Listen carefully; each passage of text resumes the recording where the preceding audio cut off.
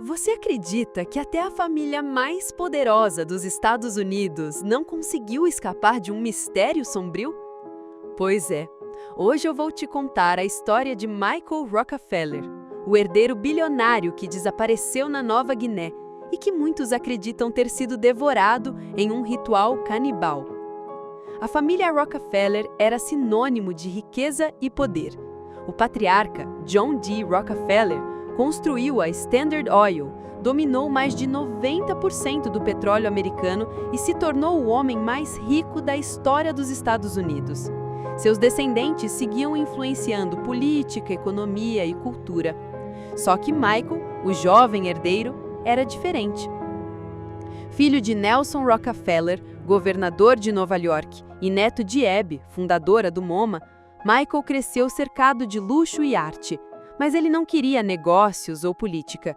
Sua verdadeira paixão era a arte indígena, culturas distantes e tudo aquilo que parecia estranho para o Ocidente.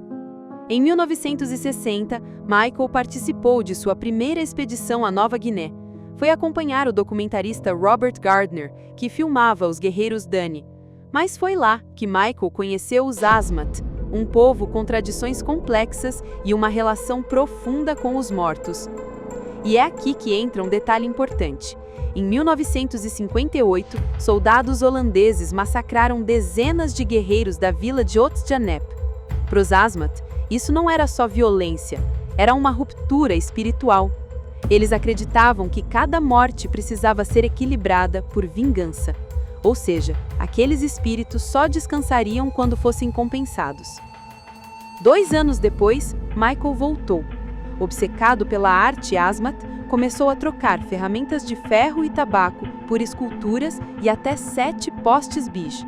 Esses postes eram esculturas enormes de madeira, com até 5 metros de altura, representando guerreiros mortos em batalha. Eles não eram apenas arte. Cada poste era um lembrete de que aquelas mortes ainda não tinham sido vingadas. Enquanto permanecessem em pé, os espíritos clamavam por justiça. E Michael, sem perceber, levou embora símbolos que estavam diretamente ligados ao massacre de 1958. Para muitos, esse foi o erro que selou o destino dele. Em novembro de 1961, durante uma viagem de canoa com o antropólogo René Wasson, o barco virou no mar. Os guias nativos nadaram até a costa. René sobreviveu à deriva, mas Michael decidiu arriscar. Amarrou-se a galões de gasolina para boiar e nadou em direção à praia. Essa foi a última vez que alguém o viu.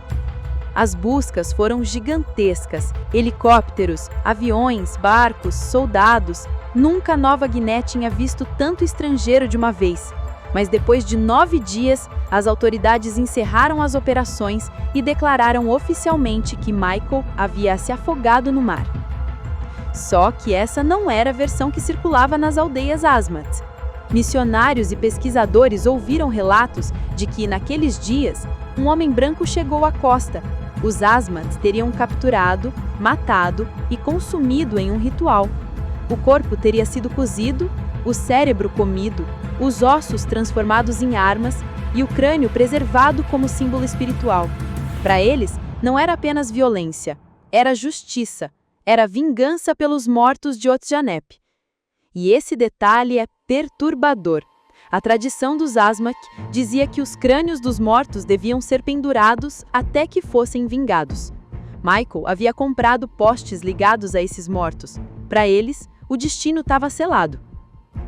Décadas depois, o jornalista Carl Hoffman investigou a fundo e descobriu algo ainda mais estranho. Anciãos Asmat contavam a seus filhos a história do espírito branco que haviam matado. Mas junto com a história vinha um aviso: nunca matem outro branco, porque isso traria punições divinas. E sabe o que eram essas punições? Os helicópteros que sobrevoavam a aldeia, as doenças que se espalharam com a chegada de tantos estrangeiros e as perseguições que sofreram depois do desaparecimento de Michael. Para eles, tudo isso foi a resposta espiritual por terem quebrado um tabu. Existe também o mistério dos crânios. Um investigador particular conseguiu 3 crânios em troca de um barco e enviou-os à família Rockefeller. Mas até hoje, nunca houve testes de DNA. A família preferiu o silêncio, talvez porque, se confirmassem que eram dele, a versão oficial de afogamento cairia por terra. E como se não bastasse, em 1969, uma filmagem mostrou um homem branco pintado participando de um ritual Asnutt. Muitos acreditam que era Michael, que teria decidido abandonar a vida de bilionário para viver entre os nativos. Só que isso nunca foi provado. No fim, o que aconteceu de verdade? Michael morreu afogado no mar? Foi devorado em um ritual de vingança? Ou sobreviveu e decidiu desaparecer de vez? Ninguém sabe.